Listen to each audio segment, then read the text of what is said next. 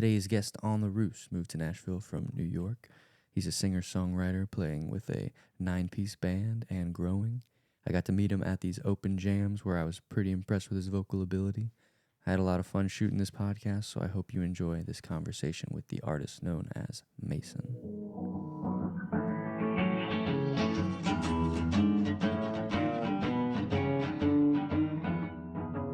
Yeah. Oh, dude, I dig this shirt.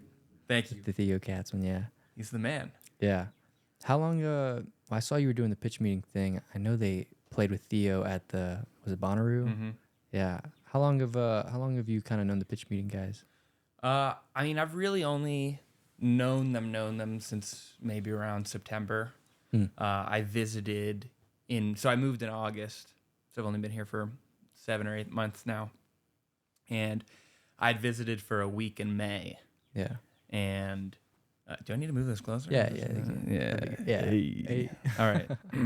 Yes. So I was saying, I visited for a week in May to kind of just check out Nashville. Yeah. And figure out, is this a good spot Yeah. to move? Which it was, because it's moving for music, so Music City. Yeah. But the last thing I saw on my trip was pitch meeting. Wow. Like that was literally the last event that I had planned, and that was like, yeah, this is for real. Like this, if I can be around even just this, Yeah. I think that'll be great. That'll be exactly what I'm looking for. And so moved in August, and it's like one of the first things I did was go to pitch meeting. Yeah. I was so hyped to go back and be able to experience it. Yeah. And of course signed up, first name called on the list. Really? Go up, do my song, and I'm Dang. like, whoa, Nashville dream come true. I made it. Yeah. And it was great. And then I kept going Yeah. every week, because how could you miss something like that? Yeah. And also at that first pitch meeting I went, my best friend Saxon, and he was literally the first person I met, sat right down next to him, first person I talked to, and it was like, wow, this is not only is this a great event, but like it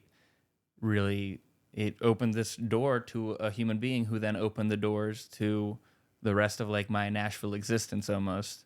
And meeting him first was like a great omen of like the people that were going to congregate in this space and the people that I was going to meet. And so through going over and over again and kind of just hanging out and being around, slowly, you introduce yourself to people, you're just kind of known by your presence. And then I knew I wanted to be involved immediately. Yeah. And slowly but surely, acquaintances become friends, and I start, letting them know that, hey, I'm here to like be a part of this, not just to watch. And if you're ready, I will be here to help. And eventually that turned into like helping with signups and helping with pitch lobby, which is like the smaller, pitch meeting open mic. Oh yeah. And so that's kind of that's like the timeline of my involvement with that. And it's been great. So they started Pitch Lobby back up this year already? So Pitch Lobby actually started. So Pitch Lobby was going when I came. I was at Coco's Backstage, and then Coco's Backstage closed down, and so Pitch Lobby had to go on hiatus. And then Pitch Lobby came back at Glass House, Nashville, but now Pitch Lobby is going to go back on hiatus, and that's been an interesting thing to kind of be a part of, because I'm definitely more involved with that, in terms of like actually helping run it than pitch meeting. Chloe Gilpin is the matriarch, if you will, of Pitch Lobby, the receptionist. And so she had built this amazing thing, and I was just like, yes, another thing that I want to be a part of. And she's been awesome in terms of being open to that help. And but yes, now we're kind of in a state again of flux. We had a good run-ish at Glass House. The first one back big, everyone's so excited to be back at Pitch Lobby. And then the numbers dwindle. And then now we can't justify Glass House being open late. And so that's the biggest issue, is like we need a draw to maintain a space like that because they need to pay their employees to work there. Absolutely. And so we just couldn't maintain those numbers, and that's been sad for sure. Also a learning experience, and then also everybody else who helps run it, like Chloe's about to graduate soon. Everybody else it's much like pitch meeting, it's all free. We're all volunteers. It's all like on us to do stuff, and we all have other things outside of pitch lobby. So that's been an interesting experience figuring that out. Yeah, I haven't made it out to one of those yet, but when it comes back, absolutely, you'll be there. Yeah, maybe get you featured. Maybe so. Jive Rocks, is that the official name of? It's just Jive, just but Jive. just the but Rocks is on the Instagram. Got it. Yeah. Jive was taken. And that's Yeah. We just went with Jive. We feel like it's it kind of captures the vibe, which is just like we like to make people dance. We like to get that kind of like that swinging, that jive, We played a bunch of blues covers and stuff, and that's kind of like our bag. But we're just the roommates, so we thought we'd put like a little name behind it. So we used to just be like the Pablo Pellerin Trio. Yeah, but like you could have been the roommates. We could have been the roommates. Yeah, it's got a good ring to it. But everyone contributes musically, so awesome. It's good, have a little band name, and hopefully these shows go well, and we get a little. I think they're gonna go well. I think so. I have a feeling that you guys are good at what you do. Yeah. So I think thank you, man. You'll be all right. So what else you been up to outside of pitch? Kind of right now we're in like balancing work life mode. Yeah. Which is interesting because music is both. Yeah. It is work and it is my life, and it's kind of every waking moment of my day is spent thinking about music. And before moving to Nashville, I was in Pittsburgh. I'm originally from New York City. Oh, word. After college, I went to Pittsburgh. My dad's from there. Whole family's from there, basically. So I grew up Pittsburgh adjacent. And there I was working at the JCC, which is a Jewish community center. I was doing preschool teaching, so I was with babies and younglings, kind of glorified babysitting, if you will. Yeah, absolutely. But I had that, and that was my full-time job. And then I had music at night, music in my free time, and that was great. I found like a good balance, a good flow. And then eventually I was deciding that I was going to move to Nashville. Yeah. And had a similar setup when I moved, worked at the JCC here, did the same thing, worked with the kids, was part-time. And then eventually I left that. So I'm now in, re-looking for a job, part-time, full-time maybe. But so right now, since leaving, it really has become music 24/7. Like that's really all I do and think about. And because it is work as much as it is, hobby and fun and pleasure. And I still get that. But right now, I think I'm in like the stage of the honeymoon is over. Yeah. And now it's like, how do I figure out I feel like I'm settled in. Yeah. Like I feel like I've built a nice little, corner for myself. Yeah. But it's how do I like now decorate that corner and make it livable and sustainable. Yeah. Because I've heard so many people talk about burnout. Yeah. Even on this podcast. Right. Yeah. And I think that's something that I'm really being cautious about. Like, am I getting close to a certain line where it's like, this is not like fun anymore, You're which, right. That's what it is. It should be fun. Absolutely. So that's been interesting. That's like I'm really working on trying to balance that and figure out how do I do that? What does it look like for me? I mean, I play basketball. Yeah. But that's like once or twice a week. And that still isn't like enough to not think about music, even though all I want to do is think about music. Now I'm learning that maybe not super healthy and great for mental health. Yeah. Yeah. And it's one of those things too. It's like, if you're really relying on music to like pay all of your bills and do all this thing, it puts a lot of pressure on it. And it's also just like maybe not the most realistic, especially for you if you're trying to do original music. Yeah. And that's something you don't really want to rush and like, just sacrifice the integrity of that for immediate rewards and all that. But man, tell me more about like, so did you move here out by yourself? Moved here by myself. I have a dog, Yeah. Pouncy. It's my boy. He's on every social media, any marketing, anything. Yeah. It's most likely going to be a picture of him as opposed to a picture of me. Yeah. So moved here with my dog. I've Yeah. had a cousin who's been living here for like 30 plus years. Nice. So at least I had a little family moving in. But yeah, moved by myself. Dang. Yeah, I mean, it was scary enough, and we moved as a band, all Yeah. three of us, so I know that's probably pretty intimidating. So, like, kind of like for someone who's trying to move out here, like, how did you kind of navigate that whole process on your own?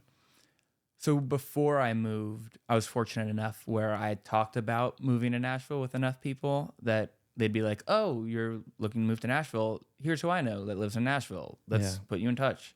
So I'd set up a little bit of a network before I even moved. Yeah. And I was able to meet everybody like in May when I had visited. And so that was nice to have like a little foundation going. And then when I moved in August, reconnect with that foundation. Mm-hmm. And it's still, that network was growing as I was kind of waiting to move. And again, it's just like me saying, "Hey, I'm going to move to Nashville." Not really looking for anyone to say anything in response, but usually someone's like, "Oh, I know this person," and it's not even music related. It doesn't have to be. But that's kind of like I was fortunate to have like a little Yeah. base. But even on top of that, like those people were super great and super kind. And now I've met even more people Yeah. where they are just a part of like the little, an ocean that I've built. Ocean's that's maybe lake. Yeah. Or pond. Yeah. Let's go with pond. Yeah. Pond yeah, is a good size. But yeah, when I moved, it was just like now I meet whoever I can meet. Yeah. Meet everyone. Be around. Be present. Yeah, I think like before moving out here, I wasn't much of a like extroverted kind of guy, but this town's definitely like you have got to get out of the house Absolutely. to make any progress. So it's like to move here and then to have these communities kind of like the infrastructure for that already kind of built, like with the jams like Flamingo and Inglewood, like it was really refreshing. And even Pitch is like another community of just like, here's a bunch of people that like make me feel like I'm already more of a local than I, am just by meeting tons of people instantly. You going to Flamingo tonight?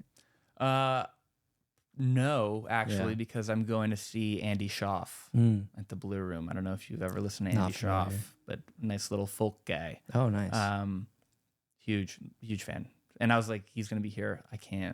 I would kick myself if I missed it. Oh, yeah. But back to like your arrival in Nashville, you said you had to switch like from kind of like more, I don't know if you want to call it introvert, but into a more extroverted role. How did you go about navigating that? Like back home, you just, I don't know. I kind of had gigs lined up, and then it was a small enough town. Everyone kind of knew everyone already, But out here, it was just like, I was never a big like bar scene guy. Yeah. But out here, the bar scene is the music scene. Yeah. So it's like for me trying to play Broadway, I have to be in there doing the thing, hanging long hours. A lot of it's a lot of volunteer work, and just like, if you got to stick it out for the whole 4 hour set to really get the most out of that trip to Broadway. And like, if you don't have the stamina to stay out late and really like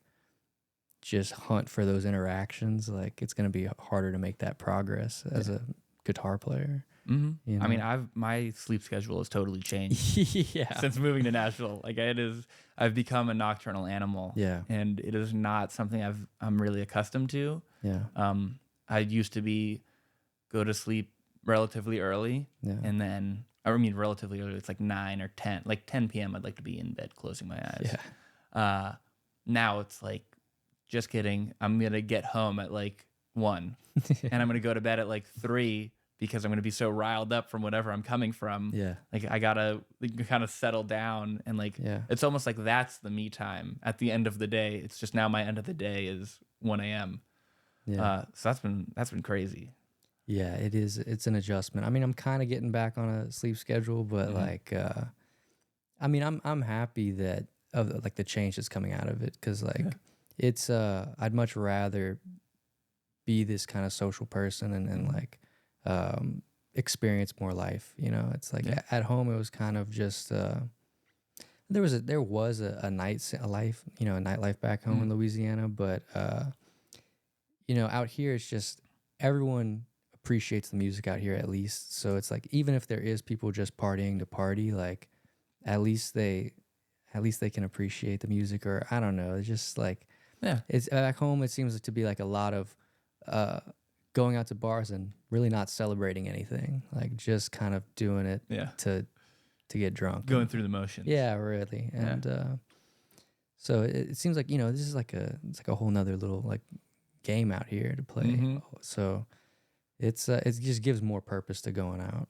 For sure. And I've seen, I mean, there was a couple of stretches where it's just night after night, I'm leaving whatever I'm coming from going, that was one of the best nights of music I've ever seen. Yeah. I've ever been present for. Yeah. And those nights almost didn't stop for a little bit. And I was like, whoa. Yeah. Like just, it's amazing. No, it is crazy. The people that you can rub shoulders with over here and that you can just like experience really for like free. I mean, like I went to Flamingo, what it might have been like a $5 cover or something, and Corey Wong walks in the building. Dude, that's the best. It's like the best. Did we just see Corey Wong for $5? It's like and he's not only did you just see him, like you could like kind of reach out and touch his knee if you really wanted to. Stuff like that has been so cool. The accessibility of just people. Yeah. Whether or not they're like at, you know, that peak of their game or just kind of in a similar space that you are, just everyone is kind of available. Yeah. And you definitely have to navigate the people and personalities and how people act and what their general tones are, but everyone's kind of here. Yeah. And open at least to a certain extent where you can at least say hi and at least get a, you know, couple words in. And I mean, I talked to Kenny Holman, who's the sax player for the Hornheads with Corey Wong, and Kenny's one of like my favorite sax dudes ever. Yeah. And when I listen to these live albums and watch, you know, all the YouTube clips, like I'm watching Kenny and cause he's so good. Yeah. And I got to sit down next to him and just be like, hey man, I love your stuff so much. And, talked about his piccolo solo in one of like the first live album they did, which is something I've always dreamed of, which is talking like so silly, but like talking to him about the piccolo solo being like, this is a major part of my musical influence. Yeah. And then we talked about his piccolo for a little bit. Yeah. So cool. I forget who I was talking to about it the other day, but just like this town humanizes people. Like, you know, I'm from a small town and there's just like, this is just fantasy land out here. And you watch people online and you're like, those people are just like mythological creatures. And you come out here and they're just human beings. Yeah. Like I got to dap up Victor Wooten. Yeah. And that was crazy. I was like, what the hell? Yeah. Just people are here. Yeah. And it's so cool. And it's inspiring. And then also very scary and daunting. Yeah. And I mean, dude, and it's such a roller coaster, man, of emotions. Just like, you know, leaving the people I love, having to come out here and like figure it out and struggle a little bit and just kind of like have to go through this emotional roller coaster of like, oh man, why'd I come out here? And then the next day being like, this is amazing. Like I never want to leave. And then being like, oh my God, I miss home. Like, yeah, no, I for real. It is a lot of peaks and valleys. It's definitely a roller coaster. And you know, like I was mentioning earlier, like figuring out how to navigate that. Yeah. In a healthy way, has definitely been adulting, if you will. I just turned 25 in January, and I feel old, yet I'm such a baby. Yeah, and there's literally so much more life, and there's so much more experiences to be had, and I do feel like, all right, I'm old now. Let's do something. Yeah, we gotta make something happen. Let's do something. I had a nice 25 years. So what's this next 25? Yeah. Yeah. It's better to start now. Oh, for sure. Yeah. For sure. Yeah, I'm 23. I turned 24 in July. Nice. Yeah. So it was due. You know, you're almost old. Almost. You're close. I'm close. I'm like almost dead. Our shelf life is very small. I was thinking about it on the way over, like with like time and age and how it operates very differently. I feel like here in Nashville. Yeah. Like personally, Yes. I feel like it's kind of like a traffic jam that's moving. And yet, and I want to be in that, I want to be in the traffic, and I want to get to this destination, and I feel like I need to get there faster, and I need to, be cutting in and out of lanes and kind of, doing that maneuvering. Yet people are also saying, slow down Yeah. and take your time. Yeah. And that's kind of weird. There's like this push and pull of, especially if you like leave Nashville now. Yeah. Like when I leave Nashville, there's a little FOMO going on. Huge. Where it's like, what am I missing? There's always I'm not around anymore. I'm not present. Are people gonna forget about me? Like that's, and then then I'm here, and it's like, oh yeah, everyone's fine. It's it didn't really matter that I was gone for a little bit. And is very strange. No, that's a great point, man. Yeah, dude, there's huge FOMO when I leave. Yeah, it's like, damn, man, I just had to leave on this weekend, and I had to miss this thing. Like, dang, like, well, it's always like this. Yeah. It's literally always You're gonna miss something. It's always that exciting. We live here, and we're still gonna miss shit. Yeah, it's true. Yeah, there's too many jams on Wednesday, too many jams on Monday. Can't make them all. You can't make them all. I remember like missing something for the first time in order to go play basketball. Yeah. And I was like, I need to just do it. I need to be okay with doing this thing because ultimately I'm gonna feel better. Yeah. I mean, basketballs, that's my major outlet of like, don't think about anything else. Just hoop, just get buckets. Yeah. Yeah, that's your flow state. Yeah, that would be the escapism that I definitely need. What would be your guitar solos? Yeah. That's kind of why I fell in love with guitar in the first place. Was like I was at LSU and I was an engineering major. Nice. And it was not nice. Nice. It sucked so bad. I was like good at math, so I thought like, let me do something that makes money in math. But like I had zero motivation to do it. And I was just like, oh, dude, I'd sleep through the classes. Like, it was like heroin, dude. It was like to sleep through a class felt so good. Just like, oh, I don't give a shit. And then like, but then that becomes depressing because you stay in your dorm room all cooped up. And then I'm like, the only thing that would get me out of bed was like playing my guitar. Yeah. And then like, on top of that, having a loop pedal and then just soloing for literally an hour, nonstop. And whenever I'm soloing over a loop, it's total escapism. Yeah. It's just a flow state. And, I'm not like the crazy best guitarist or nothing like that, but like it excites me enough that I think, this is something I need to try and pursue if it's like, it excites me the most, I get that. And I mean, if I could shred like that, I would probably agree with you. Yeah. But I just started, I have a talk box. And so I've been working with that in my guitar, my electric guitar. And so that's been a fun little thing. You like Peter Frampton? Yeah, I like Peter Frampton. But like, Theo Katzman. That's right. The, I would say that's the biggest talk box influence. Oh, nice. Watching him shred. Yeah. And then do the talk box and then harmonizing with the shreds in the talk box as he's, Yeah. Yeah, dude. Theo Katzman, killer songwriter. Is that like, what's kind of like your songwriting style? My songwriting style it's kind of like journal entries almost. I feel like a lot of the time I'm very literal. And like if you know my life and you heard songs, it probably wouldn't take you too long to figure out what these songs are about. Yeah. Because I don't, as much as I love like allegories and stuff, and I can do that like in conversation and no problem. But when I get to songwriting, it feels like I don't really, there's not a lot of metaphor, if you will. It's more of just like, these are the actual feelings from the actual moment. And I'll tell you about both of those things. Yeah. So I'd say it's kind of it. It's just like if you were to read because that's really it. I don't keep a diary. I don't keep a journal or anything, but it comes out in my songwriting. Yeah. Because usually if I were to journal or make a diary entry, I'm actually just writing a song. Yeah.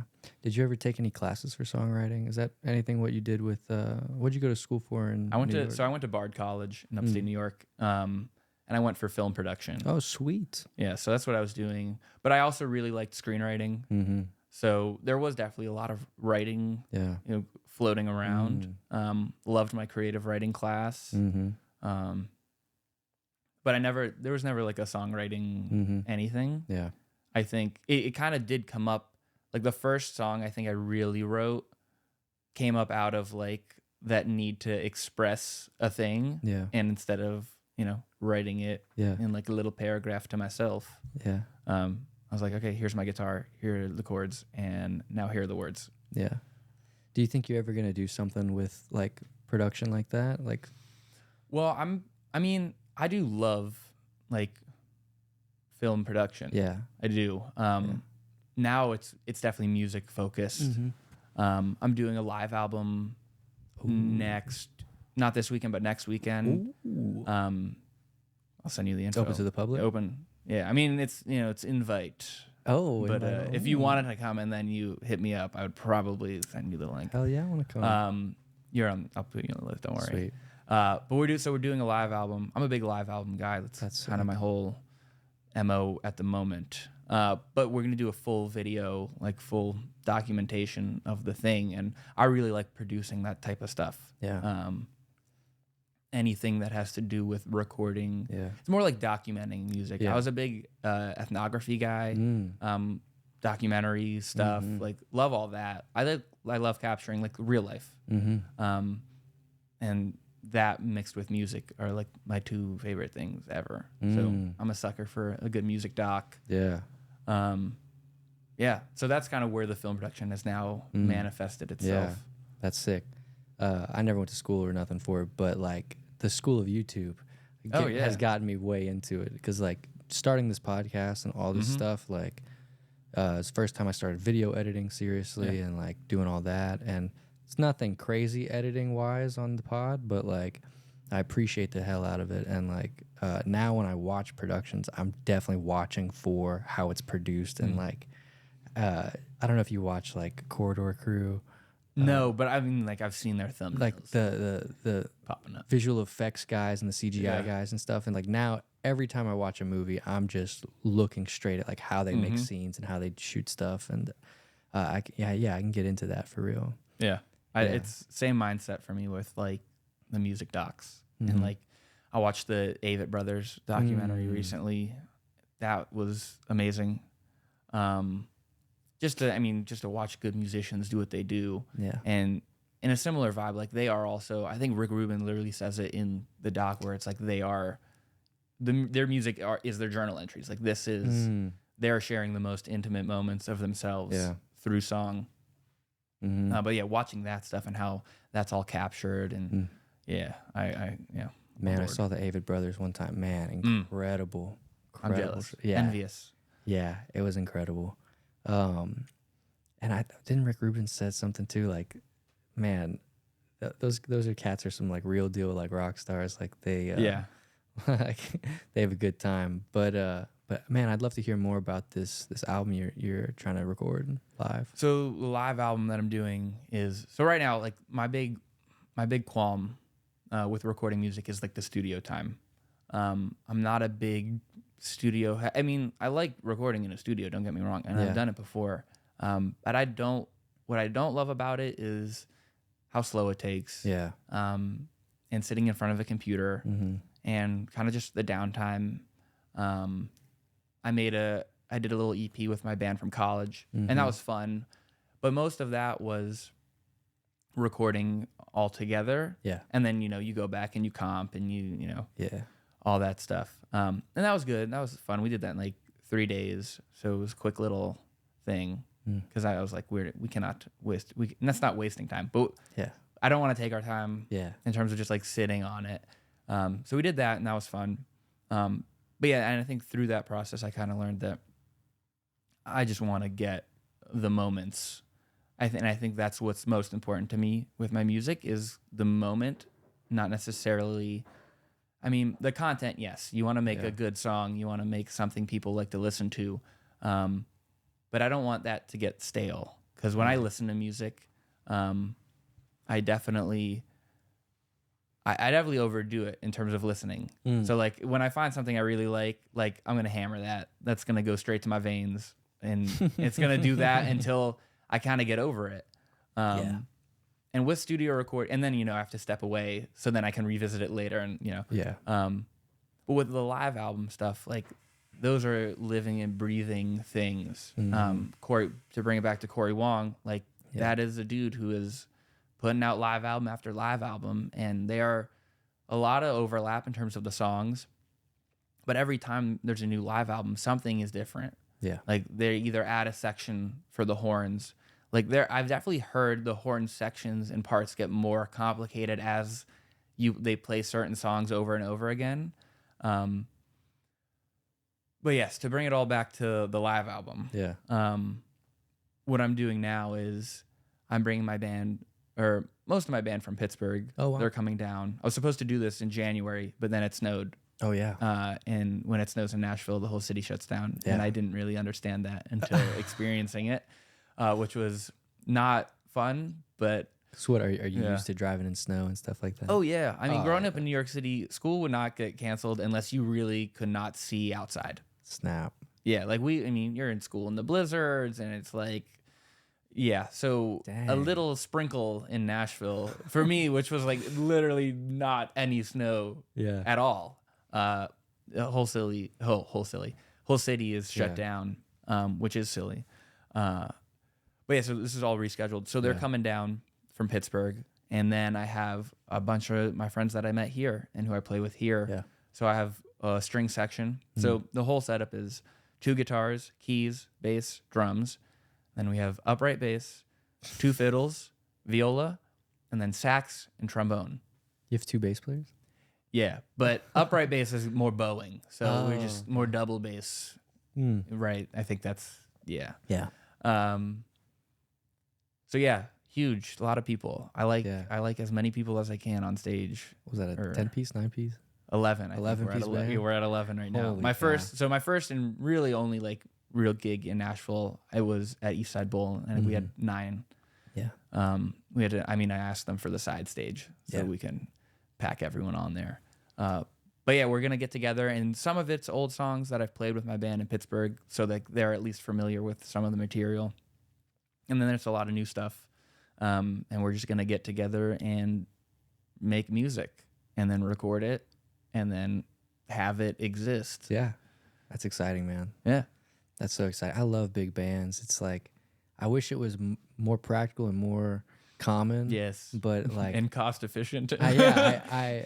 but like, you really can't beat the sound. You can't beat more. And like, I used to play in the Zydeco group, and we were like 7 guys. Yeah. And so it's like sax, accordion, washboard, drum, bass, guitar, all that. And yeah, I mean, just having that big unit, that big group, like, I get to kind of just be smaller and like be just like a little part in this thing, and like it's gonna be kind of like a machine that goes whether I'm there or not. And like now I play in a trio where it's like I'm like a big percentage of the of the sound, like, a third, if you will. I see. Yes. Film production, Yeah. My love of it is like, I just like playing music with my friends. Yeah. And now I'm fortunate enough to have friends that do a lot of different things, and to be able to like write a song myself and then bring it to people and go, here you go. Yeah. And like, I have my ideas and stuff, and certain moments and ways I want to, emphasize stuff. But a lot of it is, here's the song. What do you have? What are you bringing to this? Yeah. And they're all my friends, and I love their music, and I'm fortunate that they just bring themselves. Yeah. And that's the best. And that's like, I want to get more comfortable again playing by myself, because that's how I started, obviously, and that was fun. But now I'm just so addicted to playing with as many people as possible. That playing music by myself, if I'm not like writing a song or practicing, it is weird to me. It's like a foreign thing, which, you know, the song should be able to stand by itself if it's like, you know, good music. And sure, I definitely subscribe to that to some degree, but there really is nothing like playing music with a ton of people, especially people that you love and admire and are, you know, just look up to these people, and then you're like, oh snap, you're gonna play my song with me. Thank you so much. It means a lot. Yeah. It's cool. And it's like the jams, like going to the jams, and then these people are pulling up in random corners with random instruments, and you're like, this is great. Like all of a sudden you hear a trumpet and you're like, what the hell? Where's the trumpet coming from? And people are just walking up, and they got all these instruments, and then everyone's like, yeah. That's an undefeated vibe for sure. Yeah. Yeah, man. The freaking flamingo, man. What a crazy little universe, man. I feel like the horn players like get to play by different rules, man. Well, I mean, if you play horns, it's hard for someone to kick you off your instrument because you're bringing your own. So yeah. Acoustic. Yeah, I mean, for sure. I think I could only get away with that if I brought my electric guitar, because it's a lefty body, but it's strung upside down. So nobody's kicking me off of that. Except to, you know, play another guitar. So yeah. Oh, that's cool, man. I mean, I'm so excited to hear this stuff, man. I definitely want to get the details on this live album. That's sick, man. So like, what you're talking about basketball? Where do you really like do that? I do it. I got 2 spots. I do one at the JCC at their court. I play Monday night and then Sunday morning, and then there's a church I play at on Sunday afternoon with a bunch of like music. I met it through like guys at Eastside Jam. And talking to them, and they were like, we play on Sundays, and I was like, I'm there. Yeah. So sometimes I'll play like twice on Sunday and then Monday. I wish it was a little more spaced out. Yeah. It's outdoor stuff. Indoor. But yeah, I played a lot most of my life. Played basketball. Yeah. Played for a year in college. But like that again, like that is a space where I just don't have to think about anything else besides playing basketball. Yeah. And it's great.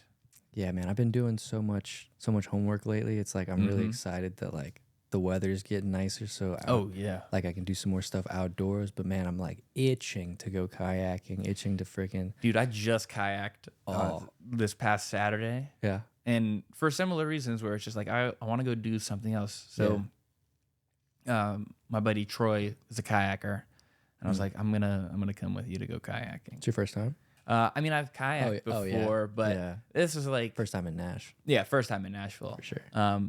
It was awesome. Yeah, beautiful. Like one of the best days ever. Yeah. And we're just on this lake and just paddling about, hitched up to like a log that was in the middle of the lake, and we were just like chilling on the kayaks, and it was great. Not thinking about anything else. Yeah, man, I'm jealous. Eventually, you know, it's coming. Like, I'm almost at the end of the. I mean, homework's never going to end, but like I'm almost about to really like, I can feel the work about to like kind of take off. And once that happens, I'll be way more like at ease and able to like, you know, take some time off. But I need this stuff to take off first. And yeah, I mean, that's fair. You got to do the work in order to get to the other thing. Yeah. There's so much I want to see around town. There's so much nature. Yeah. I mean, I've really been wanting to like go like hiking or a trail or something, bring my dog, just do that. So I'm excited to explore more. It's getting real pretty. Well, man, I think it's that time of the show. You weren't going to say it. I was. Yeah. And so like, I guess before we get into that, like for anyone who doesn't know your sound already, like what are some artists that you think like, you know, you could combine to kind of create your sound? So what I go with now is Glenn Hansard. I don't know if you've heard of Glenn Hansard. Great Irish folk singer-songwriter. Really just amazing, like genuine dude. It is all on the table. He's great, and I mimic a lot of his guitar playing. is something that was accessible to me because he plays in a lot of open tunings and that's what I love to do. I'm a big open tunings guy. It makes it really easy as a person playing upside down guitar. I don't have to worry about like jazzy chords and stuff. So Glenn Hansard is big. Madison Cunningham, huge. Well, I mean, I grew up on like Bare Naked Ladies. So a lot of that type of like Stephen Page's songwriting sensibilities come through. I mean, the Wolfpack guys, like the Wolfpack was one of my first bands that I was really able to like latch onto by myself and then watch them grow. Because I feel like I caught them pretty early, like right as I was getting into high school. And so like the Wolfpack crew, all of them have such a special spot in my heart because these are dudes that really were influencing me at the time where I was actually taking music seriously and really just like becoming a musician. And Ben Folds also. Ben Folds, amazing singer-songwriter, piano player. I'd say that's a good Manchester Orchestra actually would be remiss. And Drake. Yeah, okay. Sweet. Yes, but early Drake. Yeah. We're talking, the earliest stuff, Take Care, But yeah, Manchester Orchestra is actually also enormous. Dude, I love Manchester Orchestra. Yeah, they're amazing. Andy Hull's amazing. The whole band's amazing. Watching them live is, I feel like a lot of the people that go see live now are like, it's like religious experiences. Yeah. And they really are like unbelievable show. And it's never stale and it's never bad. And they are always like happy to be there and sharing the moment with you. Yeah. Yeah, man. That's like, that's real stylish rock and roll. I mean, that's like, what are they from, Georgia? Yeah, they're from Atlanta. Yeah, I mean, so like that voice is so unique, and then on top of just like such groove and rock, like that was definitely one of my inspirations for trying to get my rock sound. Yeah, and they sing about some deep stuff. Yeah, great. Andy Hull is like a great song. It's great rock and roll, and then you listen to like what he's actually singing about, and you're like, oh my god, I'm gonna cry. Like this is this is so emotional. Yeah. What about you, dude? I don't know. Like, what are your influences? Yeah, so I was a little Louisiana boy. I was like a big Southern rock guy. So I listened to a lot of like Allman Brothers. Oh yeah. I listened to a lot of John Mayer, Jimi Hendrix. Listened to like the Doobie Brothers. Oh yeah. I liked Grateful Dead.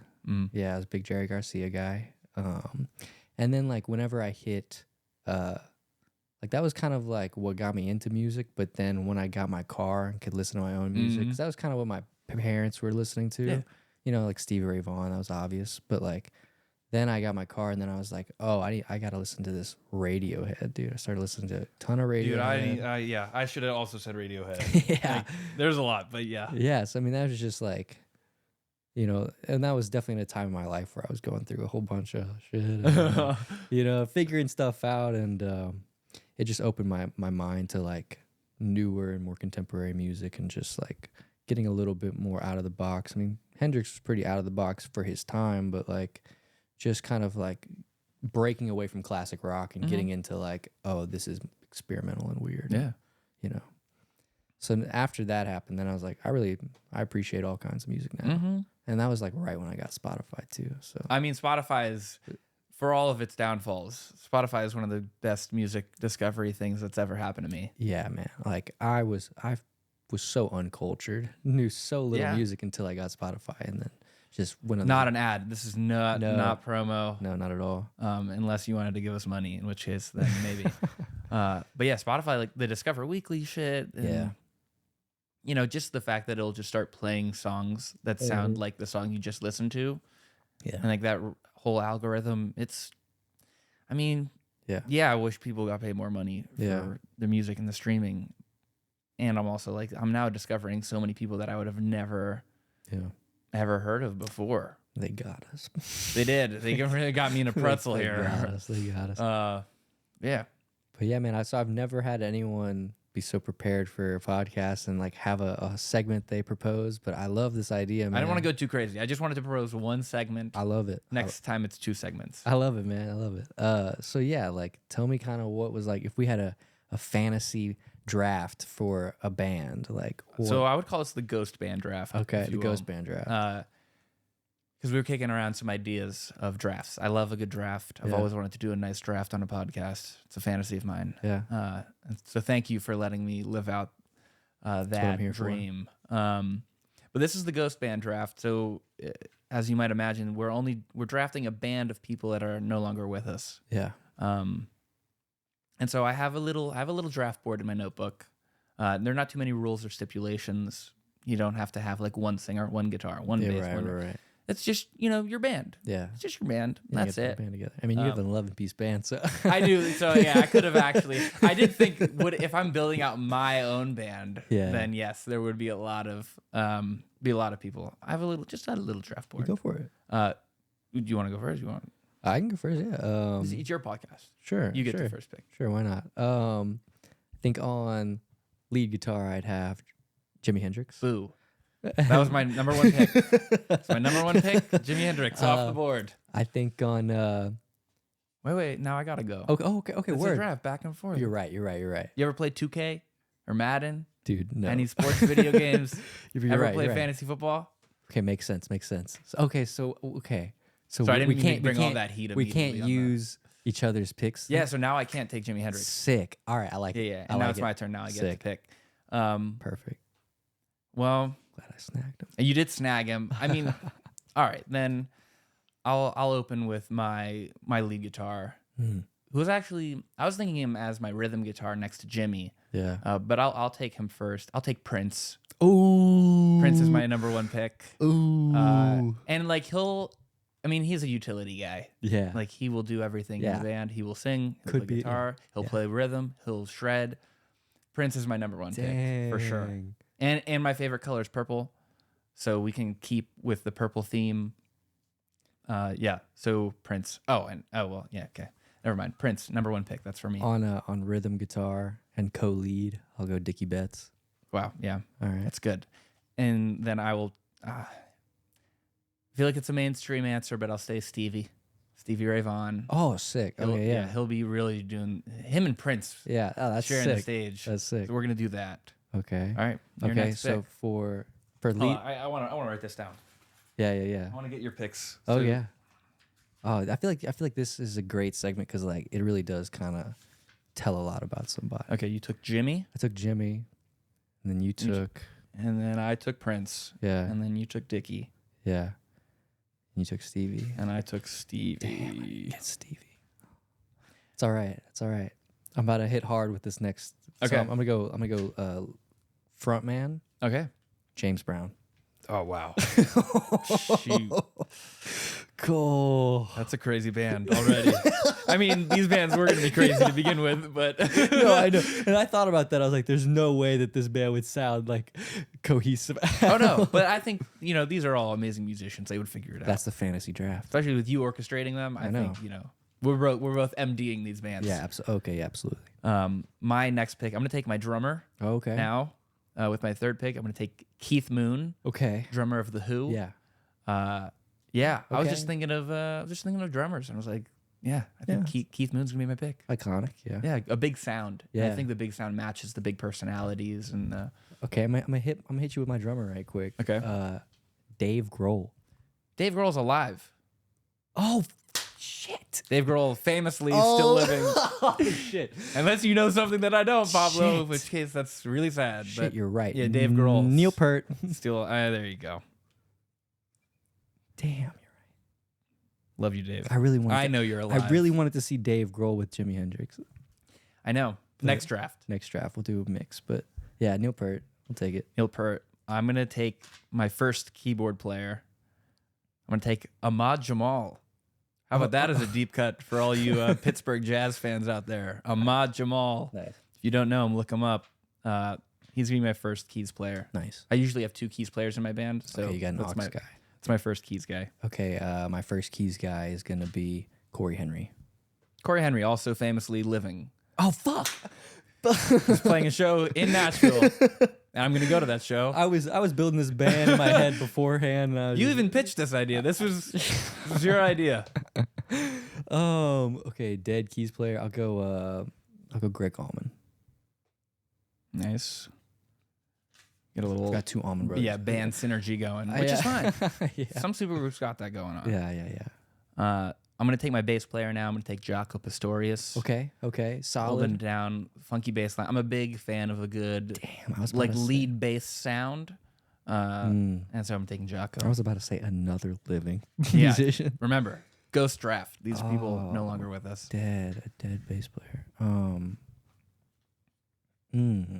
I will say I did have to look up greatest bass players of all time. Yeah, and then for sure. Figure out which ones were no longer Yeah. with us. That's so interesting.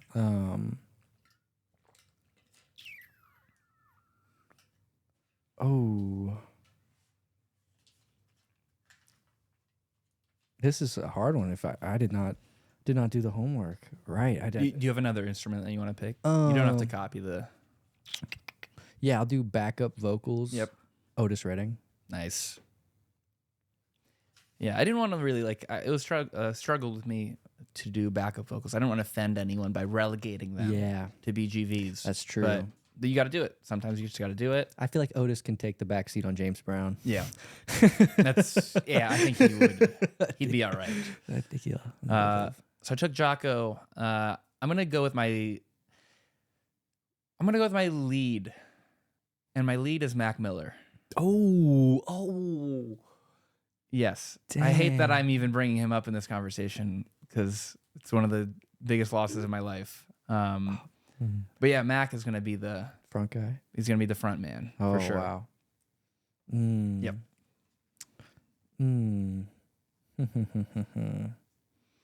Who else do I need? Let me see. I've got. Still need a bass player. Oh, I still need a bass player. John, help me out. Who's a dead bass player that's pretty sick? Let's give me someone else. Next. Okay, I'll take Cliff Burton, but I don't know who Cliff Burton is. Sorry, Cliff Burton. And oh, I'll take it. Dang, sorry to the estate of Cliff Burton. I was about to say the Cliff Burton estate. My first BGV. This is where my draft board ends. So yeah. my first BGV, and also probably co-lead singer. Because who am I kidding? It's Luther Vandross. Luther is undefeated vocally. Ain't nobody like him. Nobody ever will be. Yeah, Luther. I love him. Dang. I don't know if I'm familiar, but it sounds. Come on, Luther Vandross. Sounds familiar. You know, no, like a chair is still a chair. Oh. And I'm not meant to live alone. Okay. This house is in a home. No, Luther. Not That sounds. I mean, Dance with My Father. Dance with my father again. Do do do do do do do. No. it sounds good. You're making them sound real good. Stop to Love. Never Too Much. Never too much. Never too. Bam, bam, bam, bam, bam. No. No, I'm sorry. All right, we're gonna have to get you on the Dang. essential Yeah, Luther well, Vandross album. I definitely listen back to these pods, and I definitely start pulling up the Spotify for every Yeah, come on. every person that people recommend. There you go. If you Yeah. one takeaway, it's Luther Vandross. Noted. Do you have any other people you'd like to add to your band? I'll give you a rundown. So far, it's Jimmy, Yeah. Dickie, Yeah. James Brown, Yeah. Neil Peart, Yeah. Greg Allman, Yeah. Otis Redding, Yeah. Cliff Burton. Yeah. Cliff. Cliff Burton. Steal of the draft. Yeah. Any last? Man, I mean, if I could just get Jerry Garcia in there, Sure. you know? So, Yeah, absolutely. Hey, your band. Yeah. I have 3 guitars. Never too many instruments. Radiohead had 3 guitars. Yeah. My other one, I was just going with jazz keys guys. So my other pick would be McCoy Tyner. Are you familiar with McCoy Tyner? You're familiar with John Coltrane. Yes. Who would be part of my horn Yes. section, of course. Sick. So he's McCoy Tyner. and John Coltrane. Oh yeah. Heavy collabs. I get Louis Armstrong in there too. Yep, that's a good pick. Yeah. Do you have a band name? Ooh. Oh, I know who my Wait. keyboard player is. Okay, go. Dr. John. Oh, Dude, wow. yes. that's the steal of the draft. Yes. Absolutely. That is not facetious. Woo. Dr. John that's wow. That is what's up. That's a strong conclusion right there. And I'll so my band again: Prince, Keith Moon, Ahmad Jamal, McCoy Tyner, Jaco Pastorius, Mac Miller, Luther Vandross, Stevie Ray Vaughan, Nice. and John Coltrane. Yeah. On, sax parts.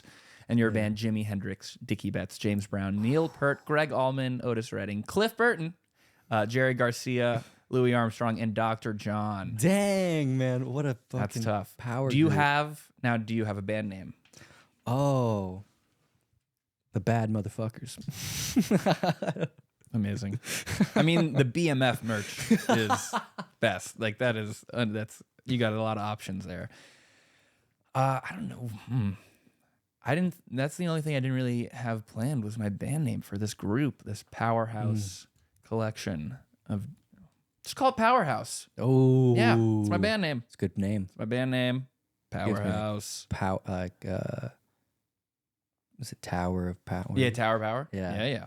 Yeah, it gives me those kind of vibes. Wow. Powerhouse. Yeah. What a man. great draft. That was fun. 2 great bands. What a great idea. Thanks, dude. Yeah, man. You write your songs in that book? Nope. No. I'm too small. an email drafts guy. Oh, whoa. Yeah, it's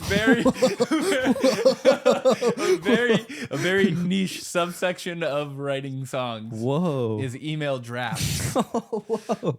How about that? Holy cow. Yeah, not even a notes or anything. It's I go to my Gmail, I go to drafts, start a new one. That kind of just blew my mind. Yeah, it's where if you want to steal my music, that's where it is. You got to hack into my email, which is probably not great. I was kidding. and then when the song is done, they then get transferred into the official Google Drive folder of song lyrics. Snap. Yeah. And so that's when they've graduated. Dang. Mm-hmm. How many songs are on this project coming up? We're doing 8. 8 songs? We're doing 8 songs, but I've just counted, and I think I'm close to 50 songs that I've written in total. So Wow. yes, got a lot of songs going on. You co-write with anyone? Or these are all you? I mean, the lyrics are all me. Yeah. But like the music part, it's literally almost exclusively co-write Right. with whoever is in my band at the moment. Yeah. Because yeah. then they put down their parts, and I'm like some parts then carry over. So like I've now been playing certain songs for a while, and they start in one place, and then someone adds like a lick or there, and I'm like, okay, that is now in this song forever, and that's just another addition to like what I would tell then somebody else who's about to play the song. Like, you do whatever you want. It's just there's this one thing and there's one part, and that's it. Yeah. Yeah. I mean, but man, that's sick though. Like for you to have the ability to. I mean, it's so personal when it's like you're the only one who wrote these lyrics, and it's like that. Those are your babies, like they are my babies, and I've done maybe 2 or 3 co-writes now, living in Nashville, co-write town, co-write capital of the world, definitely. And I've not been super easy. Really? For me. And I was talking to someone, and they were like, maybe it's because you are writing such personal songs. Yeah. And you have I haven't been able to separate that. Yeah. And I mean, like, I could write a song by myself and then like see someone else singing it. Like, that's not too crazy. Like, I kind of like detaching myself from the lyrics. And some people are really good about like being able to detach themselves, but still bring their experience. Yeah. And still bring their voice to the song. But for me, it's like I haven't figured out how to sync my brain with somebody else's brain for lyrical purposes. Yeah. Music-wise, I'm fine. Like, music-wise, we'll jam it out. Yeah. Yeah, I haven't done much co-writing, but it must be a completely different process for sure. I mean, some people, when I went to like my first, like when I saw a buddy at a writer's round, everyone, either before or after the song is like, I wrote this song with so and so, this person, and this person. I'm like, you got 5 heads in the room writing one song. That's a lot of cooks in the kitchen. That's my take on it. And yet here they just sang it like a good song. Yeah. And it's like, sure. Yeah. And there's, like if I've done a couple co-writes with like some people back home and stuff like that and the roommates, but it's like sometimes I like to take like a backseat role and just kind of be like, I think this could be better, but like just letting them kind of like, work on the front lines and really like hash stuff out, because like, it can be way too many cooks in the kitchen if you're like too strong-hearted about, oh, this needs to be in there and like I need to insert myself this much. So sometimes I'm just like, just coaching, just like, I think we could say this better. Yeah, I think we could say this better is a good motto. Yeah. That's something I got to work on. I feel like that. I mean, I definitely play well with others when it comes to music and stuff. Yeah. But it is like the lyrics, very specifically to the lyrics. It's like I gotta figure out. And it's practice. It really is a practice thing. And I mean, nothing really wrong with writing all the stuff yourself either. Oh yeah. I mean, trust me, I'm gonna keep writing all my stuff by myself. But I want to be able to. Yeah. I want to be able to do that and be with because it is fun. Mm-hmm. Like. I can't imagine they didn't have a good time. Yeah. When you get 5 people all trying to, because it's a puzzle. Like then it turns into more of like a puzzle, and it's like the reward at the end of that puzzle is fantastic. Yeah. And also just depending on who you're co-writing with, it totally influences like which direction they're pulling the song in. And I feel like Nashville, it is the co-write capital, but it's also like the pop country capital. So it's like true. A lot of those co-writes are probably going to get pulled into a certain direction. I will say most of the experiences I've had where people list 5 to 6 people after the song have been more pop country vibes or pop, like mainstream pop, which I'm not going to get into my qualms. Well, and there's nothing wrong with it. It's just whether or not that's authentic to you or not. Yeah. And like for some people it is. And, for me, not really, but I think I can play a role in that writing room that could be productive. But like, it's definitely not going to be my song. Yeah. But that's cool, man. I'm excited for you. I'm excited to hear what you got going on. Mutual. Feeling is mutual, dude. I'm excited to see you guys on Broadway and the Roommates. I know it's not the official band name, but it might be what I refer to you guys now as. Yeah. Dude, it's exciting. It like... meeting you and meeting a bunch of other people out here feels like we're like the freshmen, and like like we're just. But then you meet people who are like, I moved here 2 weeks ago. And you're like, oh yeah, right. Oh, I remember that. I moved here 30 minutes ago. Yeah, I realized what my hat's doing this. Nobody watched the video. This is auditory only. Don't Nah, you're good. I'm a little hair conscious sometimes. I hear you, man. I hear you. Yes. I'm losing my hair like crazy, bro. Are you actually losing your hair? Yeah, I mean, like I run my fingers through my hair in the shower. It's just like that's not a good thing. No, it's. I don't think that's desired. No, it's not. It's not ideal. No, but I don't know. My dad's bald. That's probably just a matter of time. I believe in you and your follicles. Thank you. I mean, I think if I'm really getting that that Broadway gigs coming in, maybe I'll be able to like supplement that and really remedy that before it gets out of hand. Or you go full tilt and just shave your head now. It's coming.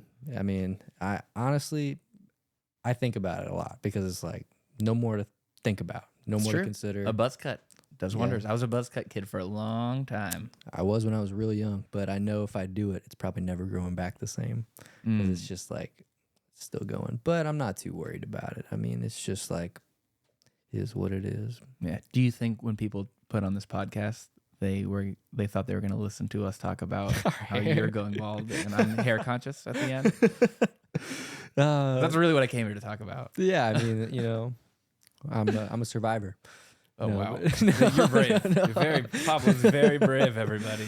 No man, he's weeping on set. I don't know. You can't see it now, but he is. Through his tears, he perseveres. Oh, dude. How about those lyrics?